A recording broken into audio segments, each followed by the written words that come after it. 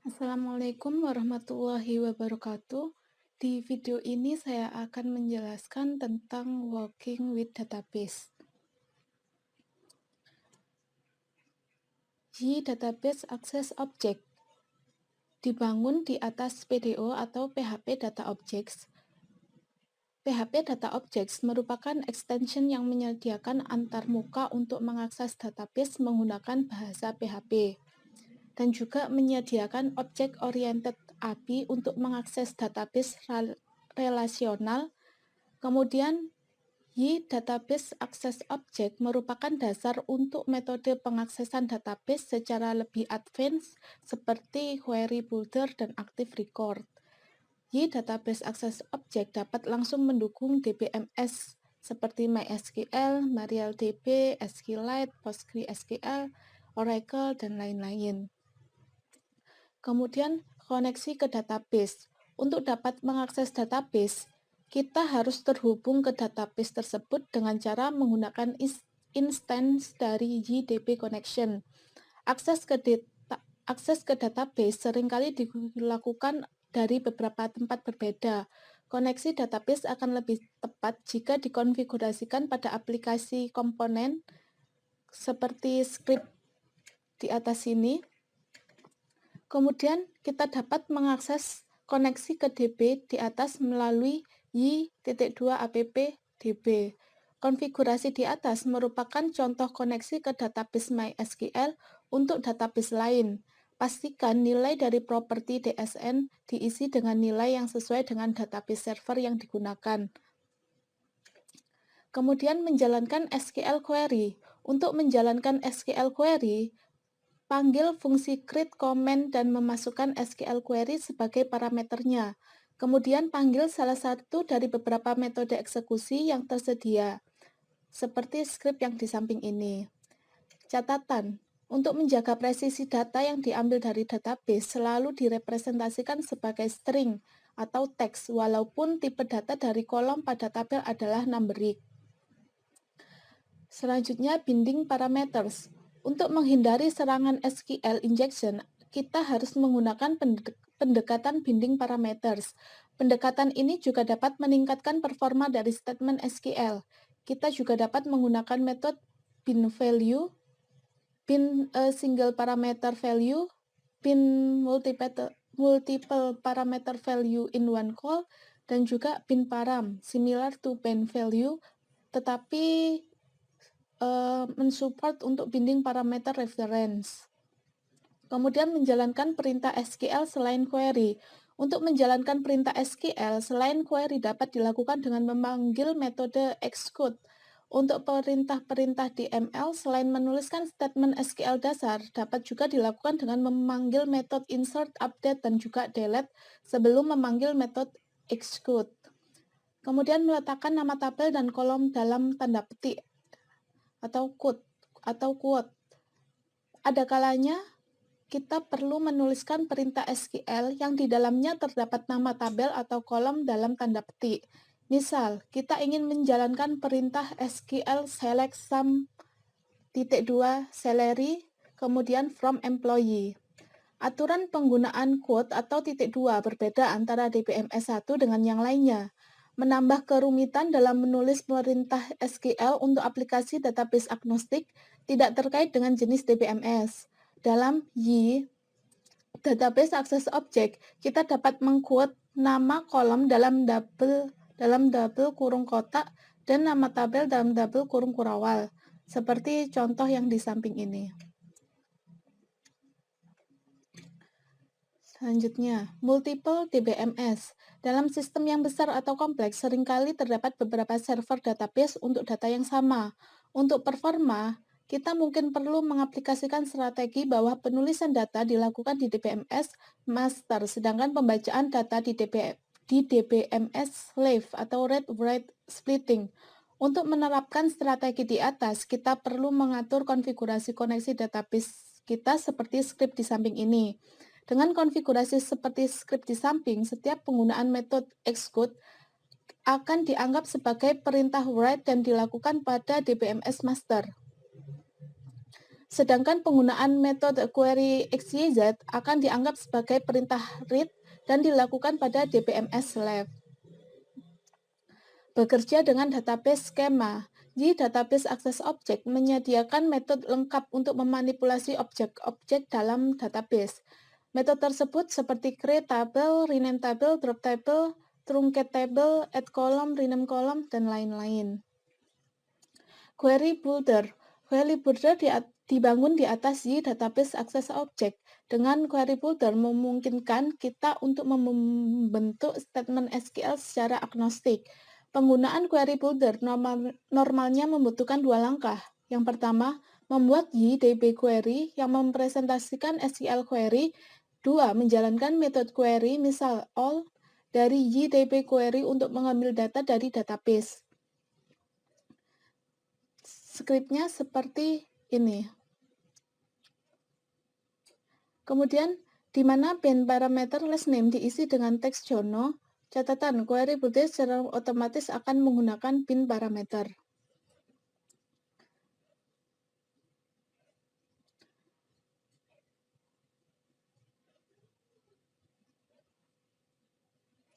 Kemudian ada batch query. Ketika melakukan query pada tabel yang berisi banyak data, memanggil metode YDB query all bukanlah pilihan yang tepat, karena hal ini akan menggunakan memori yang besar. Batch query pada Y akan memanfaatkan data kursor untuk mengambil data per bagian, seperti contoh yang ada di samping ini. Secara default, batch query akan mengambil 100 data untuk setiap iterasi. Kita dapat mengubahnya dengan mengisikan nilai ukuran sebagai parameter pertama ketika memanggil metode batch. Contoh $query batch 10 titik koma. Kemudian AR atau Active Record. Active Record menyediakan antarmuka secara objek-oriented untuk mengakses dan memanipulasi data pada database. Sebuah kelas AR diasosiasikan atau dihubungkan dengan sebuah tabel dalam database. Sebuah instance dari AR berkorespondensi dengan sebuah baris pada tabel tersebut. Misal, customer adalah sebuah AR yang diasosiasikan dengan tabel customer. Maka, untuk menambahkan sebuah baris pada tabel customer dapat dilakukan dengan cara $customer sama dengan new customer, customer name, kemudian customer save. Skrip di atas sama dengan menggunakan query biasa seperti db create common, insert into customer, value, dan juga exclude. Keuntungan menggunakan AR. Keuntungan menggunakan AR adalah lebih mudah dipahami, tidak rawan terjadi kesalahan penulisan, tidak ada masalah kompatibilitas jika menggunakan beberapa database yang berbeda. AR pada Y mendukung RDBMS seperti MySQL 4.1, PostgreSQL, SQLite 2 and 3, Microsoft SQL Server 2008, dan juga Oracle. AR pada Z juga mendukung NoSQL database berikut ini: Redis 2612 dan juga MongoDB 13.0. Deklarasi AR class. Deklarasi AR dilakukan dengan cara membuat kelas yang mengextend YDB Active Record. Dalam kelas ini, metode table name harus di-override untuk menentukan tabel yang diasosiasikan dengan kelas ini. Instan AR dianggap sebagai model sehingga kelas AR biasanya diletakkan di dalam namespace app models. YDB Active Record merupakan kelas yang mengextend kelas Y-base model sehingga semua fitur dari sebuah kelas model juga dimiliki oleh kelas AR. Secara default, kelas AR akan menggunakan komponen aplikasi DB, yaitu YAppDB untuk terhubung dengan database. Selanjutnya, query data. Setelah AR terdeklarasi, kita dapat menggunakannya untuk mengquery data dengan langkah-langkah seperti ini. Yang pertama, kita buat objek query dengan memanggil metode YDB Active Record, kemudian find. Atur objek query dengan memanggil metode 2 query building seperti where, order by. Panggil salah satu metode query untuk mengambil data seperti all, one, dan lain-lain. Cara di atas mirip seperti penggunaan query builder, hanya saja output yang dihasilkan berbentuk objek AR. Find one dan juga find all. Metode find one dan find all merupakan shortcut yang disediakan G untuk melakukan query berdasarkan nilai primary key atau nilai dari beberapa kolom. Metode find one ini akan menghasilkan satu baris data pertama hasil dari query, sedangkan metode find all menghasilkan seluruh baris data hasil dari query. Kedua metode ini dapat menerima parameter seperti nilai scalar value. Nilai tersebut dianggap sebagai primary key untuk data yang akan dicari. Sebuah array berisi nilai scalar. Nilai-nilai tersebut diperlakukan sebagai nilai primary key yang akan dicari. Kemudian sebuah associative array. Selanjutnya mengakses data pada AR. Query melalui kelas AR akan menghasilkan data dalam bentuk objek atau instan AR. Setiap atribut dari objek AR memiliki nama sesuai dengan nama kolom pada tabel yang diasosiasikan dengan kelas AR atau case sensitive. Atribut-atribut tersebut di-generate oleh Y secara otomatis, sehingga membuat atribut baru pada kelas AR dengan nama yang sama dengan nama kolom pada tabel yang diasosiasikan dengan kelas AR. Selanjutnya, transformasi data. Seringkali data yang akan ditampilkan dengan format berbeda dari ketika data tersebut disimpan dalam database. Misal, kita ingin menampilkan kolom birthday yang disimpan di database menggunakan format timestamp, yaitu tahun, bulan, dan tanggal. Kita dapat melakukan dengan menambahkan metode yang berfungsi untuk transformasi data tersebut, seperti kodenya seperti yang ada di samping ini. Kemudian, mengambil data dalam bentuk array.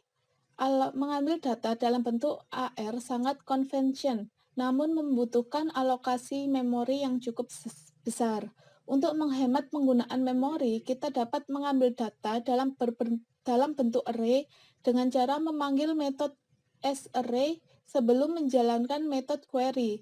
Kekurangan dari metode ini adalah kita akan kehilangan fitur-fitur yang melekat pada objek AR. Misal, tipe data dari atribut pada objek AR otomatis disesuaikan dengan tipe pada kolom di tabel, sedangkan pada array semua data bertipe string. Untuk mengambil data dalam batch, kita juga dapat mengambil data per kelompok. Cara ini dapat menghemat penggunaan memori khususnya pada tabel yang memiliki banyak baris data. Menyimpan data. Dengan AR, kita dapat dengan mudah menyimpan data ke dalam database. Kemudian metode save dapat melakukan insert ataupun update tergantung keadaan instan AR. Validasi data.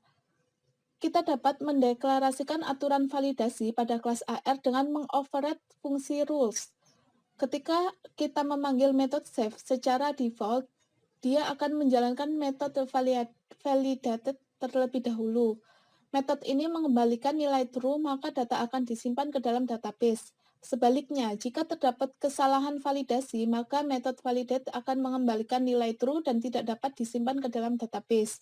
Jika kita ingin menyimpan data tanpa menjalankan metode validate, kita juga memanggil fungsi save false. Kemudian default attribute value. Beberapa kolom pada tabel dapat memiliki nilai default. Untuk mendapatkan nilai default dari database, kita dapat melakukan dengan memanggil metode load default values.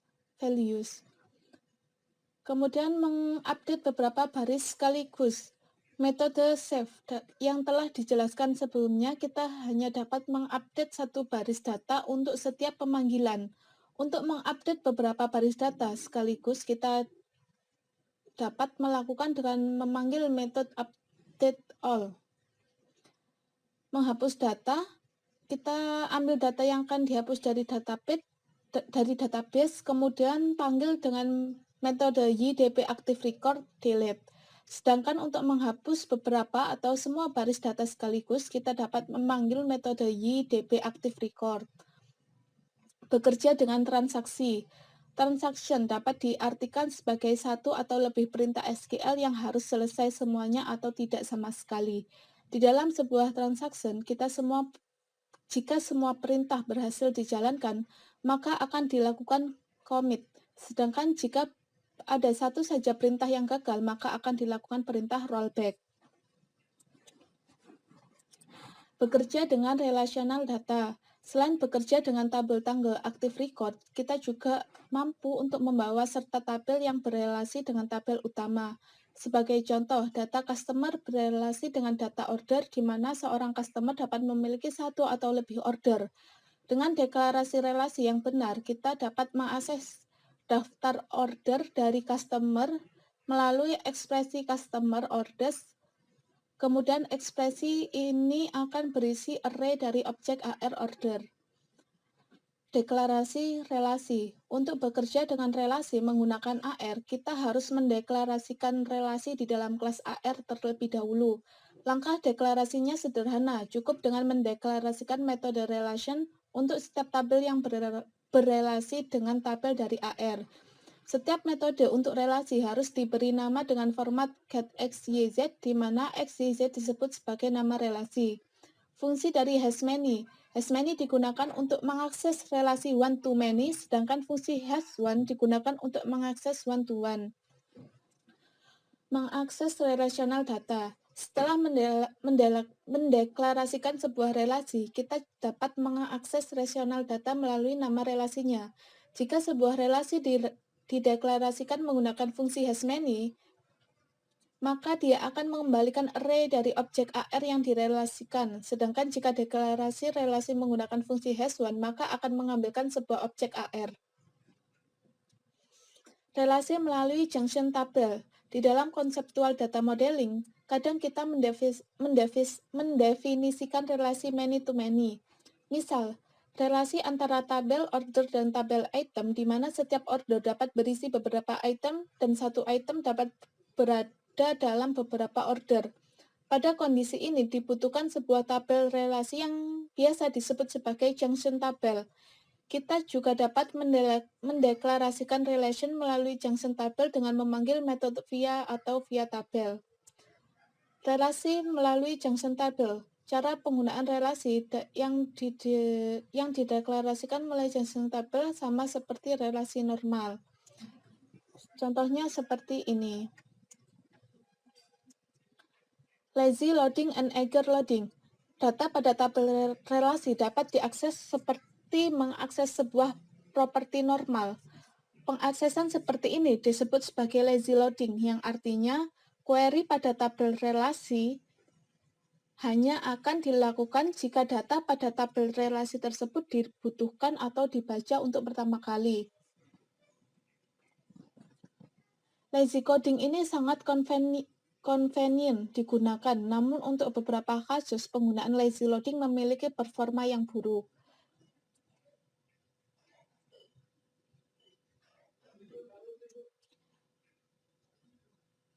Kemudian ada migration. Y2 memiliki fitur yang sangat lengkap terkait database migration.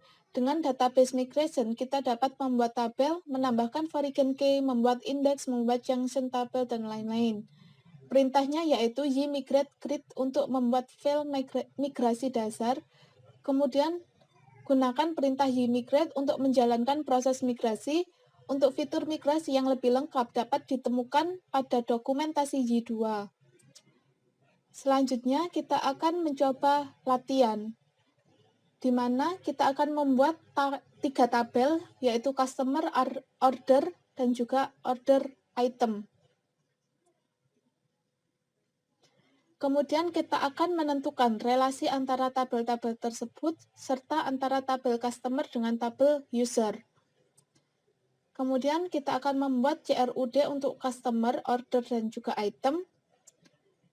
Kita pastikan bahwa satu user hanya boleh membuat satu customer saja, dan ketika seorang user membuat data customer ID dari user tersebut akan ditambahkan pada kolom user ID di tabel customer secara otomatis.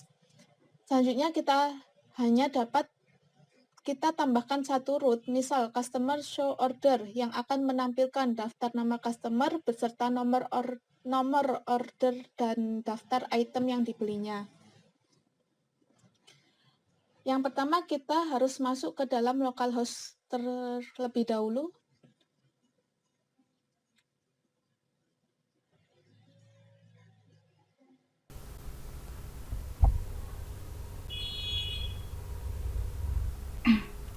Selanjutnya kita buat 3 tabel, yaitu customer, orders, dan juga order item.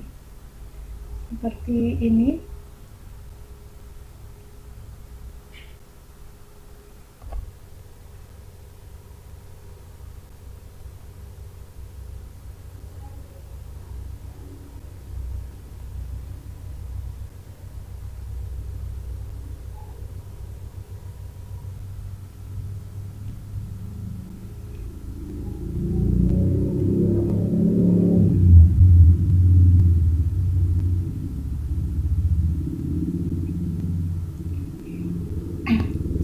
Di mana customer memiliki ID, nama, email, dan juga user ID. Kemudian untuk orders,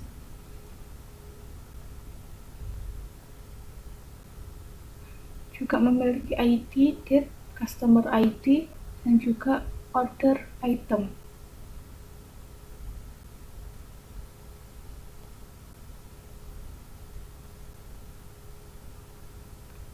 Di order item memiliki order ID dan juga item ID. Kemudian kita tentukan relasi antara tabel-tabel tersebut serta antara tabel customer dengan tabel user. Caranya kita ke desain.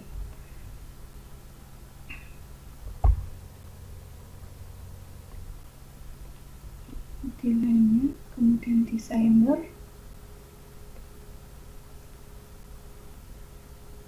Nah, ini adalah relasi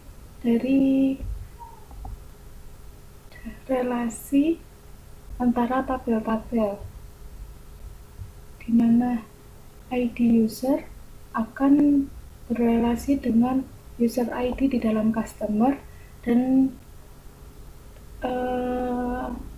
customer akan melakukan order, di mana setelah melakukan order akan memilih order item, dan di dalam item akan berrelasi dengan item kategori.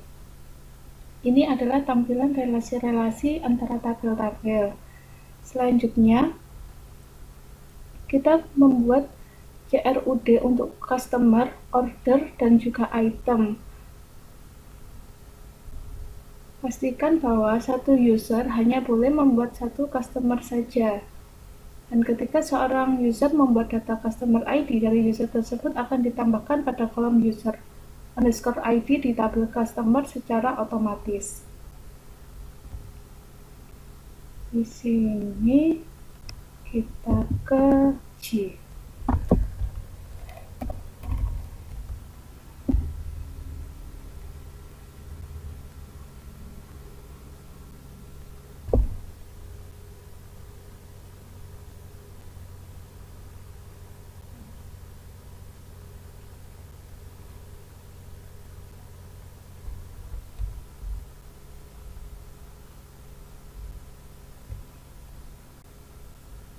Nah, kemudian kita lakukan generator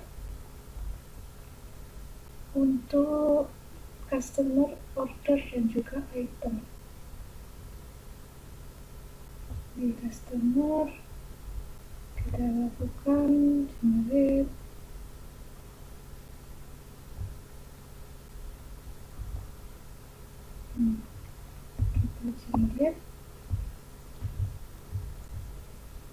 jika sudah.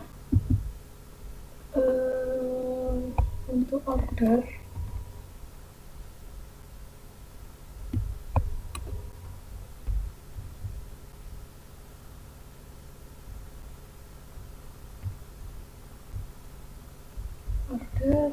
juga kita lakukan generate, karena di sini sebelumnya saya sudah melakukan generate, dan juga untuk order item.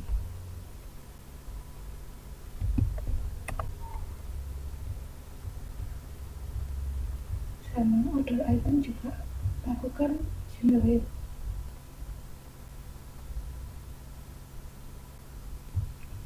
Kemudian ke CRUD.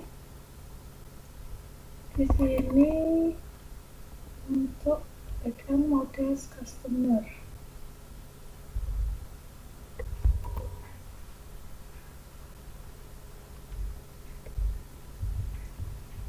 Kan generate juga.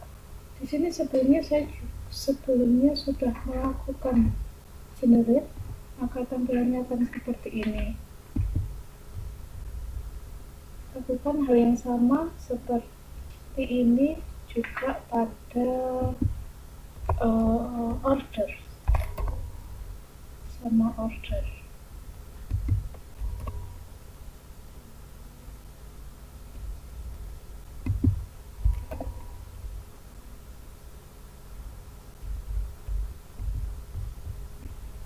Lakukan ini, kita generate. Jika sudah, kemudian pastikan bahwa satu user hanya boleh membuat satu customer saja, dan ketika seorang user membuat data customer ID dari user tersebut akan ditambahkan pada kolom user underscore ID di tabel customer secara otomatis.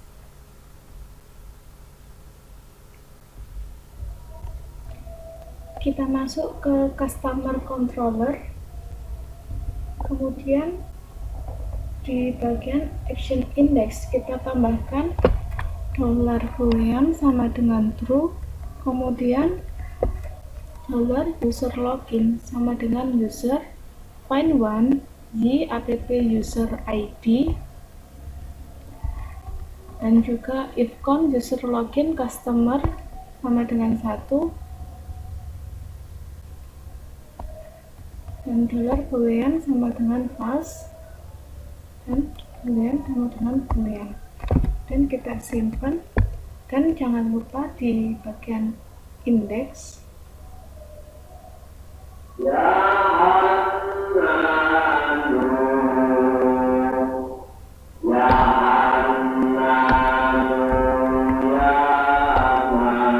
kita simpan.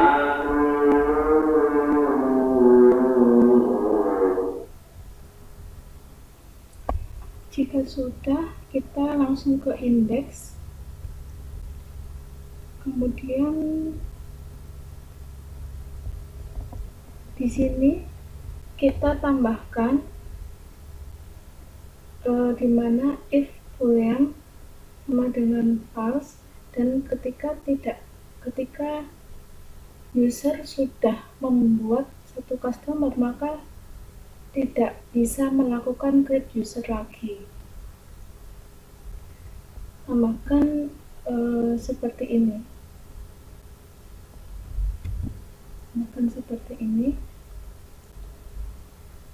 Karena sebelumnya tadi saya sudah melakukan pengkodingan dan belum di-record, maka kemudian kita ke form. Nah, di sini untuk form user ID kita bisa berikan text inputnya read only sama dengan true. Kenapa? Karena jika user ID-nya itu tidak bisa dilakukan perubahan, dan juga otomatis akan ada, misal jika pertama saya sudah menginputkan atau membuat satu customer dengan nama Sophie, maka user ID-nya akan otomatis langsung 1. Kita langsung coba saja. Sini langsung dikasih gambar. Nah, di sini sebelumnya saya sudah melakukan login dengan nama Sophie, kemudian usernya langsung otomatis 1. Dan ketika kita lakukan pengeditan, user ID ini tidak bisa dilakukan pengeditan. karena otomatis langsung 1. Kita coba untuk tambah dengan, nah di sini usernya, maka otomatis langsung 2, berjumlah 2. Jika sudah, kemudian soal selanjutnya adalah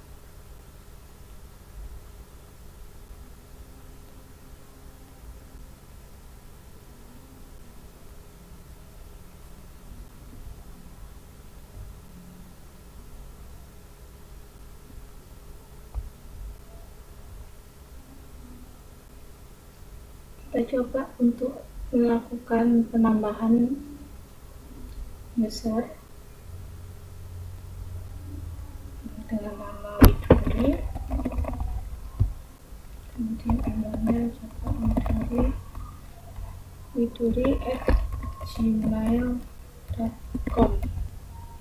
Kita simpan.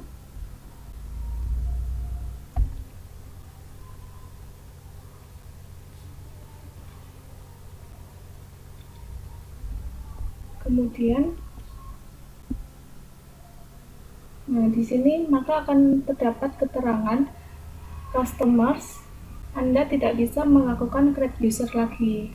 Seperti yang ada di soal, ketika seorang user membuat data customer, maka hanya boleh membuat satu customer saja dari satu akun login.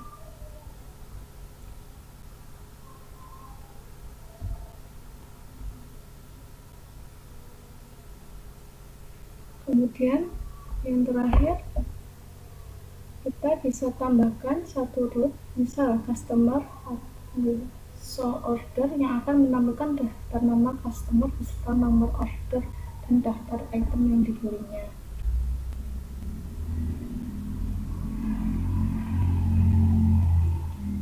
Kita ke customer.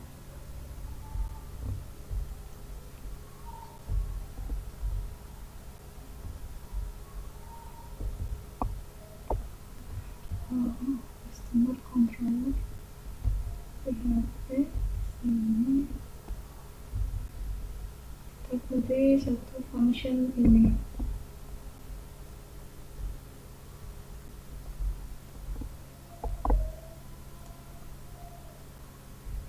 Itu public function show order. Maka nanti untuk menampilkan kita bisa menulis seperti ini, customer show order. Order find with customer with order items with order item dot item var underscore dump order by return $this render show order, kemudian data provider $order. Jika sudah, maka kita bisa coba untuk ke localhost.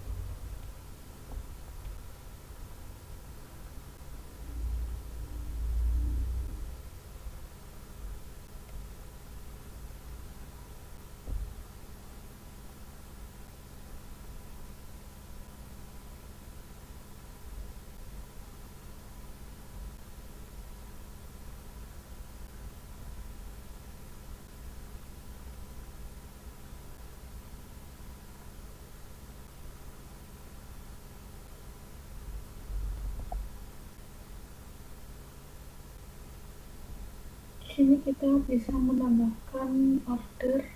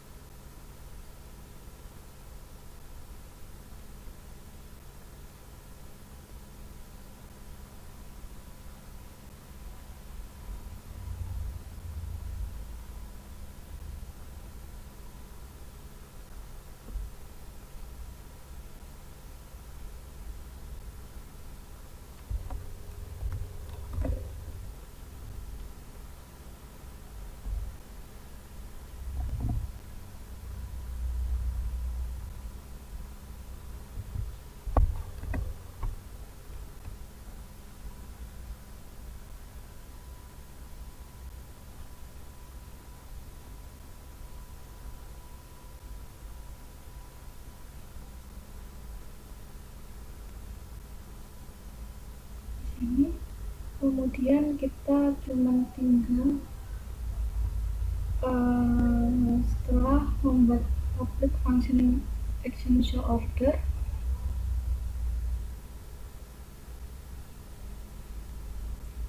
kita buat di sini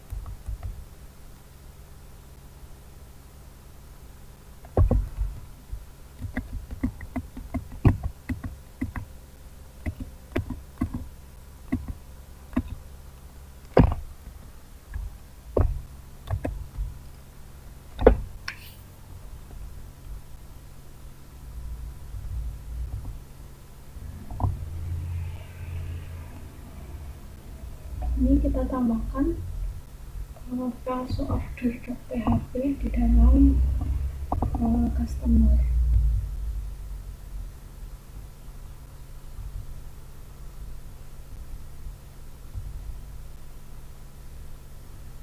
Sudah kita simpan.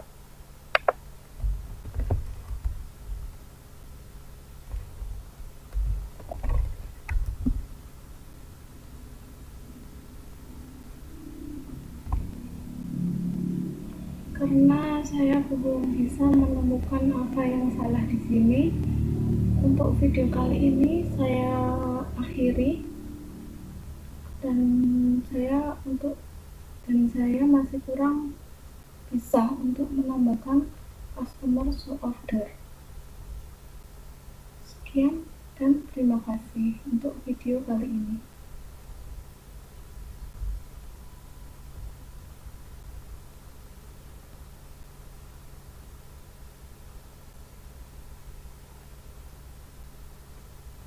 Sekian dan terima kasih untuk video kali ini. Karena di sini saya masih belum bisa untuk menampilkan show ordernya.